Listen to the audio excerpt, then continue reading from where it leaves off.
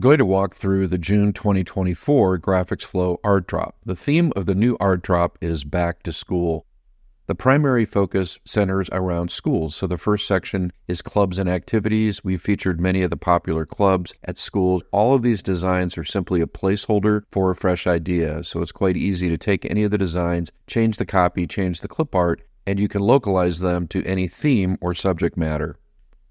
The next category is fall sports. This category centers around classic athletic looks. We've included a booster club graphic, popular fall sports, and also a generic old school vintage athletic design with a weathered effect. We've also included football. We've created several new clip art images of footballs as well as helmets. And as you can see, the Jaguar Nations design also has a split color text effect.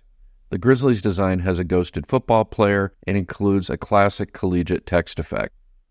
We've included several Greek designs that are very versatile. You could use these for just about any subject matter. It's not limited to Greek or sorority. Text is simply a placeholder waiting for you to customize and modify the graphic.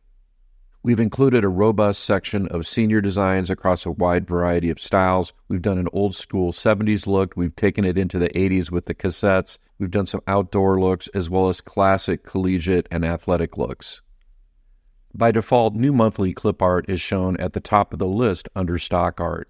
We've added a new feature for June. You now have the ability to favorite any clip art, fonts, or design ideas. To favorite a design, clip art, or font, simply click on the heart icon.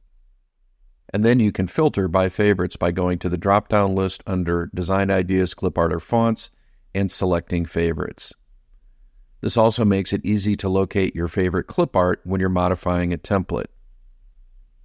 In addition to creating favorites in stock designs, you can also create favorites in artwork you've uploaded into GraphicsFlow using the My Art function, as well as artwork you've customized using the Stock Art Customizer.